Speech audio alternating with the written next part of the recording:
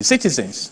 Is there an aspect of, I've heard it said that, look, democracy will be different from place to place depending on, the environment it finds itself in. So what is democracy in other places?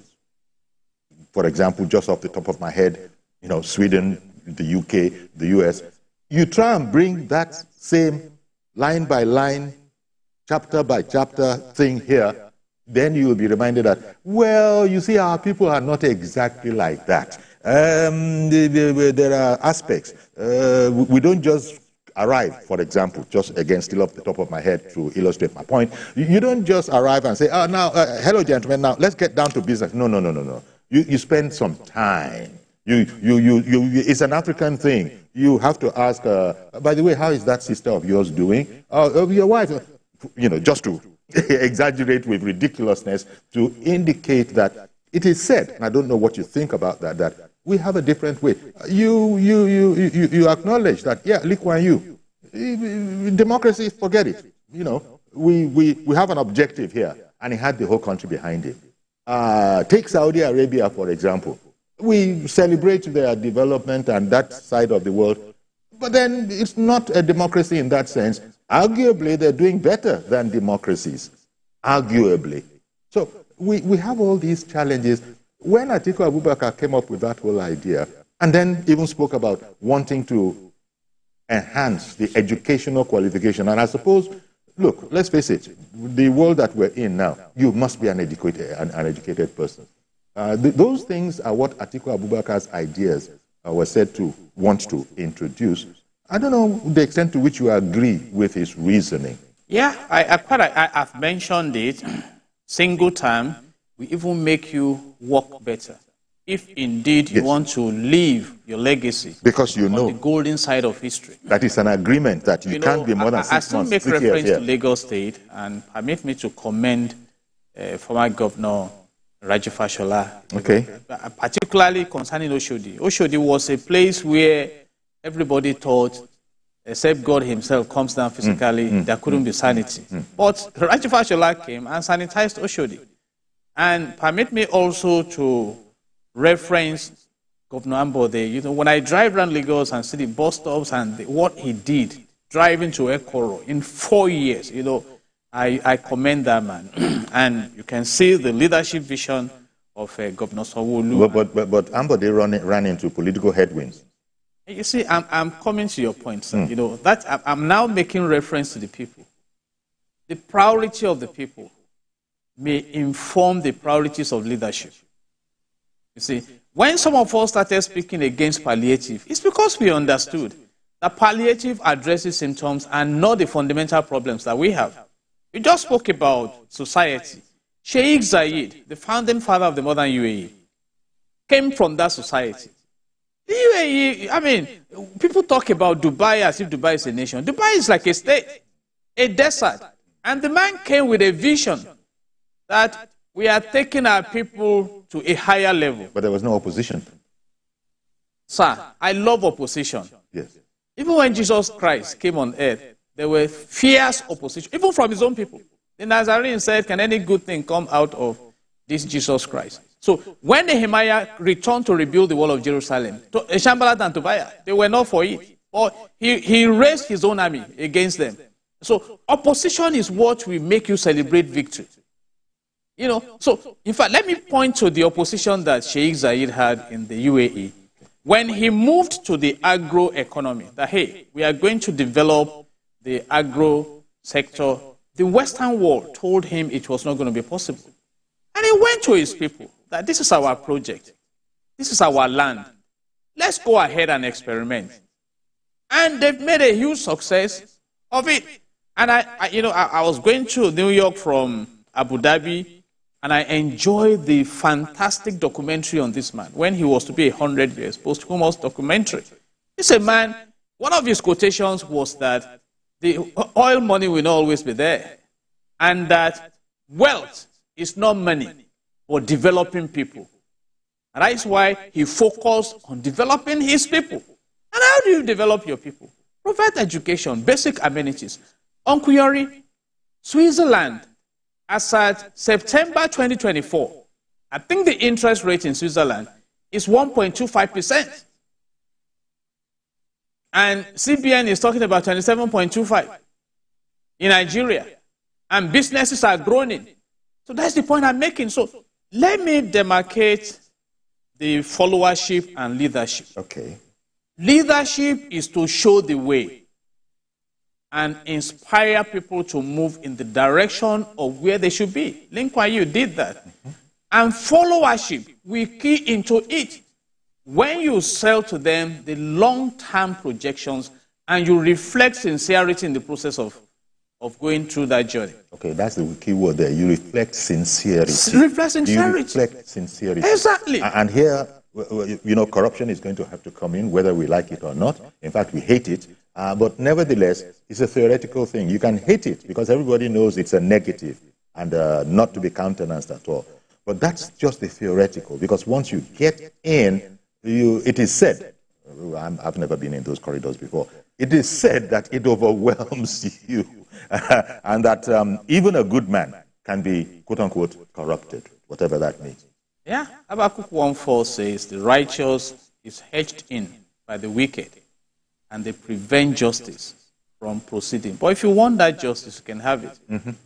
You can have it. Which means you're going to have to sacrifice. Lee Kuan Yew stood his ground. And I love what President Bola Ahmed Tinubu declared, I think last week, that he was not going to, allow corruption. But I hope that after much is said and done, more will be done than said. In fact, a suggestion came to me last night when I was monitoring trends in Nigeria, that can we move a man like Marwa, for instance, to go and head the anti-corruption team? If you see what NDLEA is doing in the drug sector. So it's all about determination. It's all about determination because it's all about consequences. I wonder if Alhaji Atiku Abubakar also considered all these things and had determined before putting out his suggestion in a paper to the National Assembly that we do indeed have these things that you are saying. The determination is there. Because I imagine that, look, he and President Obasanjo worked very closely together. You know that the impression that President Obasanjo, who he was vice president to, wasn't always the best, even though they seemed to have a sort of a PR or, shall we say, public reconciliation with the former president, saying that, who is he? I am not God. Exactly. So I have forgiven. So I don't know. Well, he's a statesman. Atiku Abubakar is the statesman, because there are those who probably will be saying, so what is his place to be making these kind of suggestions? They will refer back to his time in office. So I used the word sincerity earlier. I don't know. I want to get your categorical impression now on what you think about a 6-year term rotating from the north to the south, as it was, phrased. What do you think about that? Uncle Yori, I've expressed... Sorry. Okay, just before you go. Yes. Mr. George in Ikeja, good morning to you, sir. Good morning, Uncle Yori. Thank you. And good morning to... Go ahead, please. Uncle Yori, let me start my contribution by asking a question. If... For some reason, the volume suddenly went down. I don't know what happened. It went down from your good morning. Can you hear us? Can you hear me, please? Can you hear us? Hello? Can you hear me? Yes, now I can hear you. All right. So I was saying that if Atiku Abubakar truly believes in rotational presidency, why did he insist on contesting the last election even when he knew that Buhari was from the same region with him? The question of age that he talked about is what I would like to, contribute on. Leadership is not determined by age or qualification, intellectual qualification. Leadership is an innate ability of the soul of that person. It is given to some people. It's not given to everybody. Okay. So whether you have a PhD or you have a NEPA bill as certificate, that ability for leadership doesn't come from the certificate. It comes from that innate ability that was granted. And you can see the traits in the person. Before he comes to leadership, you will see the traits in him, in his relationship with people, in his community, in his family, in the organizations he belongs to. You will see those traits there. So it's not a paper qualification. If you make somebody, if you say, for example, if you are not a graduate, you cannot become a leader, or you can't become a governor or president. Supposing that person that has been given that innate ability does not have paper qualifications, you won't still get what you want. Yeah. So that's that. By the way, Uncle Yori, is it only Vice President Atiku Abubakar that presented papers to the committee? Let's discuss everything that people have been contributing to have a more healthy discussion. Thank you. Thank you. Thank you very much for calling in. I think it's an important question that he asked. It might not be the most comfortable one. When you see the insistence of Alhaji Atiku Abubakar to contest the last election along the lines that George has mentioned, probably for me to sort of, poke a stick in, there are people who will say, Oga, what are you talking? To what extent do you believe what you're saying if you yourself conducted yourself in a certain way? So much so that it even created a crisis within his own party. But now, after all of that, and the crisis is still being mopped up by his party, he's now saying that, you know what, I think we should be rotating between the North and the South. When that was at the very center of the objection to his putting himself forward as a candidate at the time. I will key that to your recent expression, distinguishing between a statesman and a politician. Okay. Indeed, a statesman thinks of the next generation, sustainability. The politician thinks of the next election. So I can see politicians in Nigeria, And like our last caller rightly mentioned, the issue of regionalism is also being proposed to the National Assembly. But I have x-rayed the National Assembly and I've asked some basic questions. We have 109 senators who allegedly earn 21 million naira per month, as also confirmed by Senator Kawu, also from Kano. That is apart from Shehu in his time. You see, so which region will they go to earn that amount of money? Okay, let's agree now that we want to revert to the 6 geopolitical zones. Where will these 109 senators kill themselves? In the region. And that is why we first need to establish, a spirit of patriotism, nationhood.